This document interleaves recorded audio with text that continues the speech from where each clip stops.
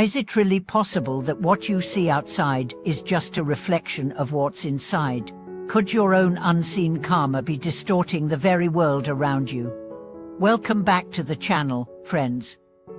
I'm truly grateful to have you here with me again, as we explore something that has long fascinated mystics, teachers, and spiritual seekers alike, the mysterious and often misunderstood concept of karma, but not just any discussion on karma. Today we ask, can karma manifest so powerfully that it shapes not just our experiences, but even our perceptions? Could it be that our thoughts, our doubts, our judgments all stem from karmic imprints we don't even realize we are carrying? This topic might just be one of the most crucial conversations you'll ever have with yourself. Two major insights will unfold in this episode.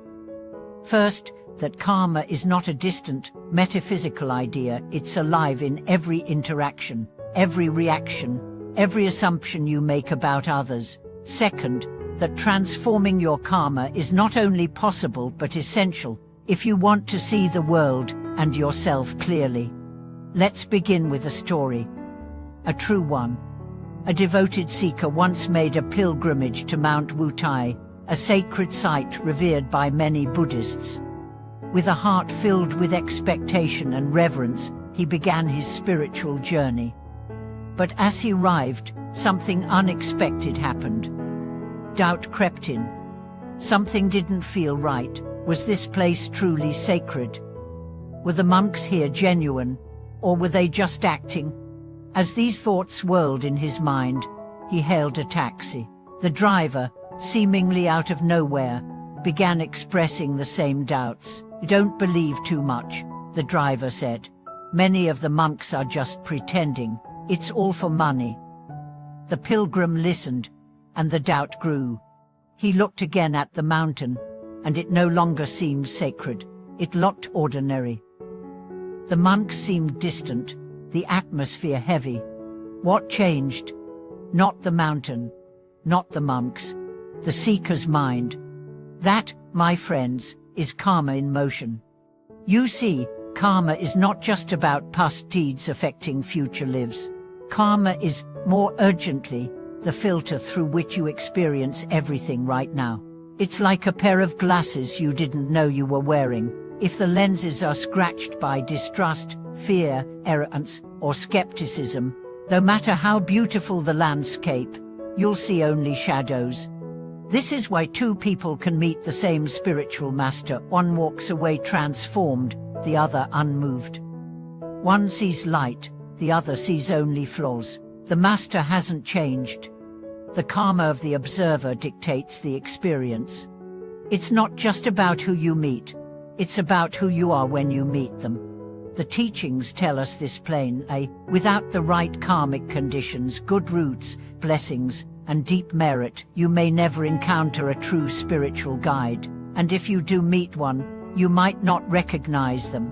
Or worse, you might reject them, criticize them, and turn away thinking you were protecting yourself from deception, when in fact, you were rejecting your liberation. How many of us have done this without knowing?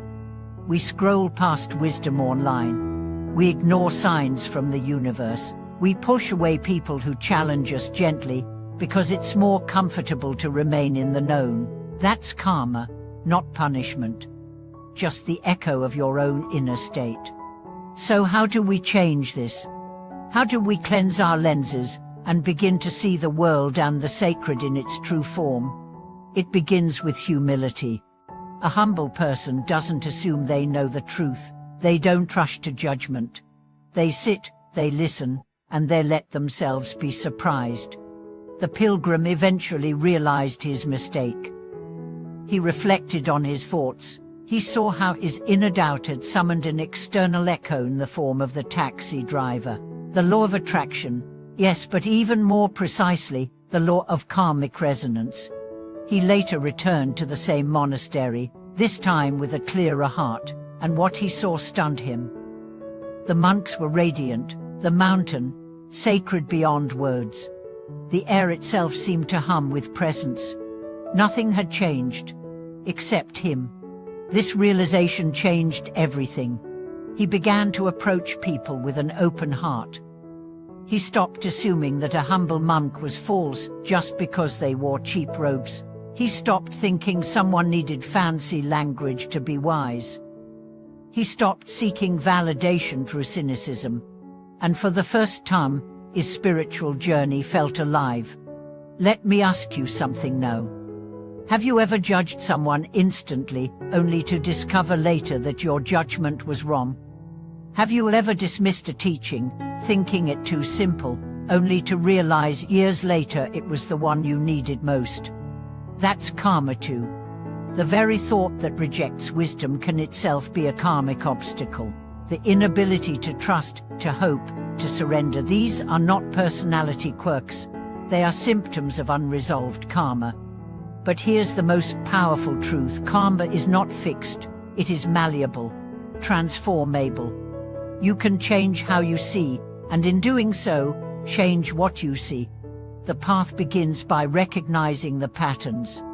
Ask yourself, why do I always attract the same kinds of teachers or lack thereof? Why do I react defensively to certain spiritual ideas?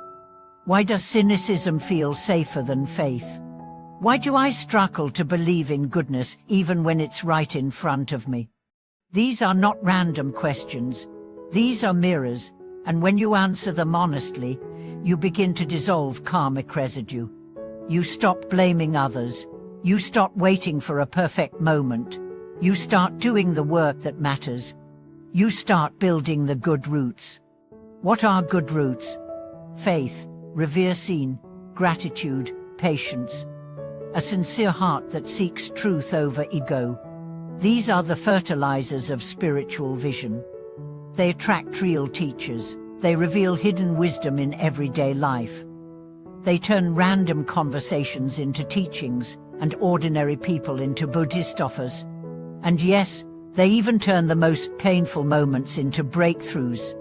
The pilgrim eventually shared his story publicly, not to shame himself, but to serve as a reminder the spiritual path is not about perfection, it's about purification.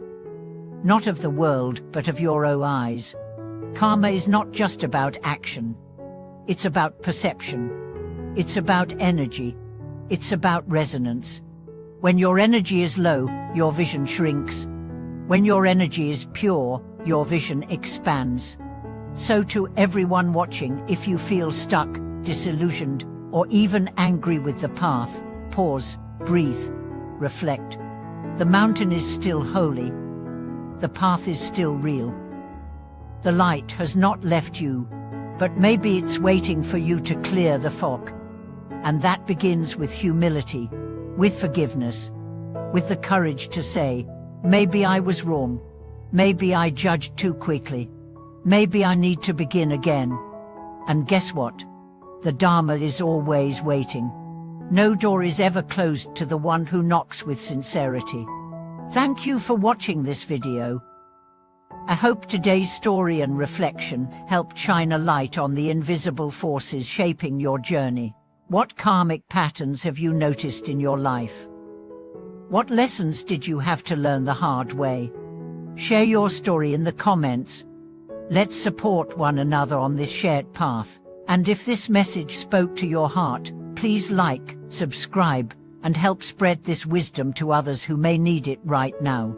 Until next time, see clearly, love fully, and walk gently.